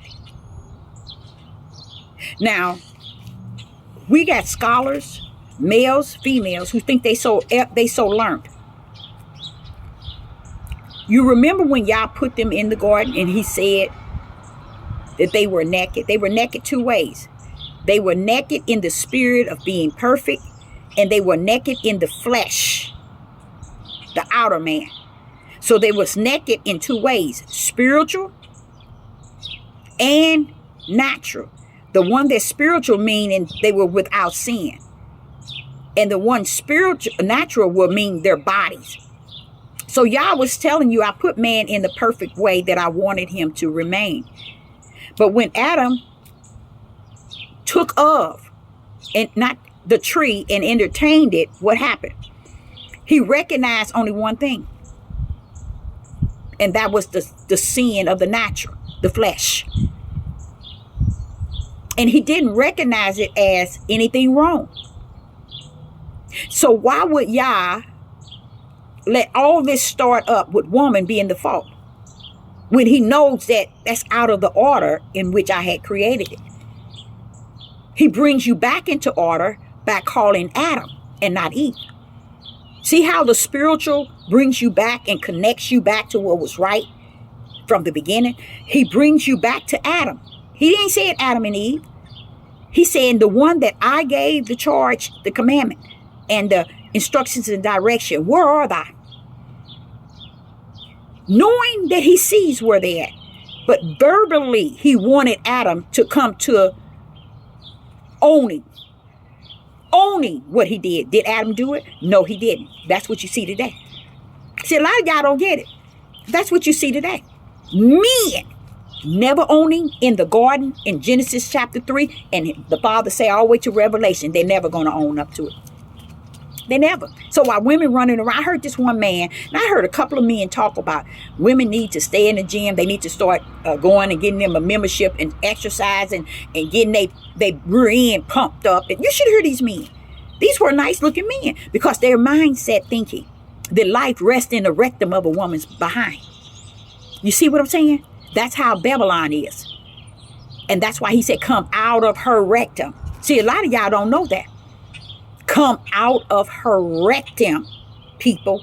My people, come out of her rectum. And that's how our men are. Their mindset is in the rectum of Babylon, along with the rectum of their own mindset. Because you're thinking if a woman get her rear end built up and get herself built up and stay in the gym, that she's going to look good. No, all that trophy mess is over. That's wicked and evil. Men want women to walk around here and look a certain way so they can say they got a trophy. They use women as trophies. How do you know? That's how the book, that's how he ended the world. It goes right back to that. Men were having daughters and they were beautiful.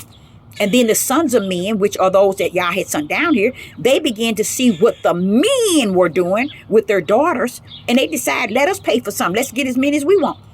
You think that they were giving them women to these sons of as many as they want, to these sons of Yah as many as they want for nothing? They was giving it to them as a sex trade, Yah, for money. That's why the world ended. That's why. Yah said, wait a minute. Mine got too caught up with this world. I'm going to have to take this and reboot it. And that's what he did. So the flesh of men got away with it again in Genesis 6. Lying. They lied on what the men today in the Hebrew, they lied on the women, and they lied on, they said the daughters and the giants. The reason why he was saying there was giants in the land is because he was letting you know, I'm going to destroy the biggest. The flood is going to destroy the big ones, the giants. It's where that means that even though the flood is going to come and you're going to drown, but just imagine the giants, they're going to die too. Because they were present in the land, I'm taking them out too. Everything's going to die. That's why the giants were mentioned. It wasn't said that the giants enter into the women. That was all lies, the lies of men. This is how they get away with where you see the world today. And when you get the Hebrew men talking, they full of so much trash is that they're going to lose out. Neither one of them would go to Isaiah and Jeremiah and Ezekiel and see how Yah is going to deal with them. In Ezekiel, Jeremiah, and Isaiah, it tells you Yah going to destroy their tails. Deuteronomy say it too, but they don't get it. They don't see none of that because they're getting their time now. All your guns in the world is not going to save you. All your wives in the world ain't going to be there for you. Ain't nothing going to take you or protect you. So here you see where Yah is calling Adam. Don't you know when he said where thou art? Don't you know he already knew who he was? He was wanting to respond, y'all. Understand. He was wanting to hear something from Adam of righteous. Come on, Adam. Tell what you did. Say what you did. Only part Adam wanted to say is, hey, guess what? I'm naked. Wait a minute. Why? Because that's the first sin that hit the earth where man was able to recognize it. Isn't that sad? Was lust. Sin. Naked. That's why today they lust. He said, he that look at a woman has already sinned. He knows, y'all know what he's saying when he's saying that. Because the eyes of a man has always been full of lust. They can't look at a woman and not lust. And he's telling them, if you are of me, you're not going to be doing that. But if you're not of me, you're going to do it all day and all night. That's why these men are saying, women, go into a gym and do this so you can have something to look at. So you can have something on your side so other men can look at it. That's what they're doing to you, women. And they have done that to you. They don't have your best interest at heart. None whatsoever. If they didn't have it in the beginning, what makes you think they're going to have it in this day and time? You missed it. Shh, over your head. Okay. So again, it says in Genesis chapter 3, Adam said, verse 10, in Genesis chapter 3 and verse 10, and he said, I heard thy voice in the garden, and I was afraid because I was naked, and I hid myself. See the shame? See the shame? Now, is he talking to Adam or Eve? He's talking to, he talking to Adam. He's strictly one-on-one communing with Adam. Adam said what? He was naked. And I'm ashamed. Now, what did Yah tell you? He told you when he brought woman to man and put them together. He said, this is the reason where a man will leave his mother and father and cleave to a woman. Okay? And he said, I put them, and they were naked. That was to show you they was naked two ways. They was naked because they had no sin. So that means they were perfect. And they were naked in the flesh. Okay? So, and where you know it was naked in the flesh, because it says, and they were not ashamed. Look here. Adam now ashamed because lust of his body. He recognized his nakedness. Okay? And he hid his nakedness. Now watch this here. Verse 11. And he said, who told thee that thou was naked? Hast thou eaten of the tree wherein I commanded that thou shalt not eat? Now see, this is where you know that the Roman Catholic men have orchestrated this. And this is also telling you where the men today have made the world as chaotic as it is. And women, every time y'all did something, he allowed you to go down with the count. When he destroyed men, he destroyed women and children. Okay? Because men has never understood that you ruin it for all. They still today, they think that they are separate from woman. They're separate from their children because they are able to walk away from family. They are able to walk away and leave their children behind. They are able to walk away and leave their responsibility behind. They are able to walk away from this situation, go to another one. It's full and dandy, and they'll leave that one and go to another one. They have been able to walk away like Adam did. Walk away from the garden, taking of the tree of knowledge and good and evil, and feeling that, okay, it's all well. All I see that I done, I can see that I'm naked. That's all I can see. Why that? Is because that's what you see in men today. Life is, everything is about naked. And this is what caused women to go get all this stuff done to themselves, from the hair all the way to their feet. Paying hundreds of dollars to beautify that which they are on the outside, cause of man. The lust in the heart of men. It has nothing to do with the women. You see, wanting to feel something that's just not there. They don't have it, y'all. They can't love you like you want to be loved. You have to love Yah and let Yah send you someone that loves him first before he's able to love you. But y'all don't want to do that. You think love, women detach love with, if I get a big rear, he gonna love me. Or if I get boobs, he gonna love me. If I wear this long wig down to my body, he's gonna love me. No, baby. You have to love yourself. And anybody that's gonna love you from loving yourself and loving Yah more than you love yourself, and wait on Yah to give you what he's going to give you. A lot of these women got husbands and been married for years. You ain't got nothing, and you know you ain't got nothing, but you won't tell the world you ain't got nothing, and you know you ain't got nothing. You know that Sister Deborah is telling you the truth. You want to pretend, you want to role play, you want to act. Because if your husband is not putting Yah first and leading his household, not you leading it by the Bible and reading, but him, you're still out of order. Because this is one thing you ain't gonna never get the men to do. That's why all you think when you used to go to church, and your grandmother and your great-great-grandmother, it's always full of women. Because the women's hearts are willing. But the men, they ain't never been willing to step before the Most High and serve Yah, even to this day. That's why you see so many churches, and you see all these white men ruling all these on TBN and all these big old churches, and you see these white men. Then you see these Hebrew Negro men, T.D. Jakes and Cliff O'Dollars, trying to mimic the white man's way of controlling the people, controlling the mass in a belief. They are mimicking them. Deep down inside, they already know that it's wrong. But it's what they see and they mimic from the Europeans, the heathens, the Gentiles, which are the shield, the Christian shield of the Roman Catholics.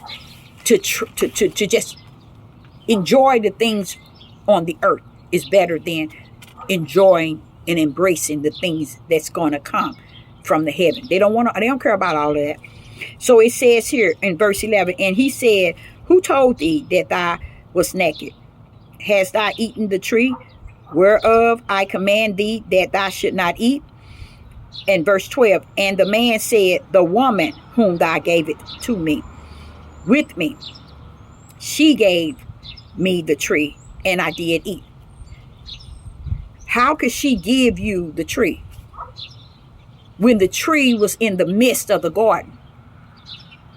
And you were to take from the tree. It didn't tell you. Let's go back there. It says in verse 17, Genesis chapter 2 and verse 17, but the tree of knowledge of good and evil, thou shalt not eat of it. For in the day that thou eat it thereof, thou shalt surely die. In verse Genesis chapter 2, again, it says, in verse 9, it says, where it says, and the tree of knowledge of good and evil that was in the midst. Now watch this here. Now here he said in verse 12, Genesis chapter 3 and verse 12, and man said, the woman whom thou gave me. First he wanted to recognize to the Father, you gave me this woman. Okay? And because you gave me her to be with me, she gave me the tree. She gave me the tree. Y'all do that make any sense? Come on now. She gave me the tree and I did eat. She did it. This is where you see in verse 13, and Yah said unto the woman, what is this that thou hast done? And the woman said, the serpent gave me, and I did take of it. I did eat. Y'all, right there, if you can't see that in spirit and truth, that's on you. That's a setup from the floor up. It's a setup, and none of it makes any sense. None of it. And I know it might sound because I'm a female, but I want to put the female to the side. I want to say that I am a prophetess in the wilderness. I am a servant of the Most High Yah in this midnight hour of life. I have nothing to gain nor to lose. I'm in there.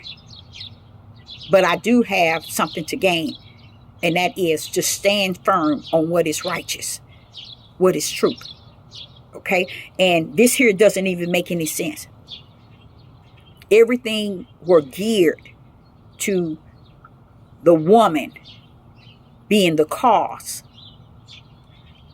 And if you really think, it was something being said, it is not good that man shall be alone. So you're going to make him somebody to bring in good and evil. So if you said that it's not good that he be alone, so you're going to bring in her to make good and evil come along? Come on. It was something that took place that made him say it is not good for man to be alone.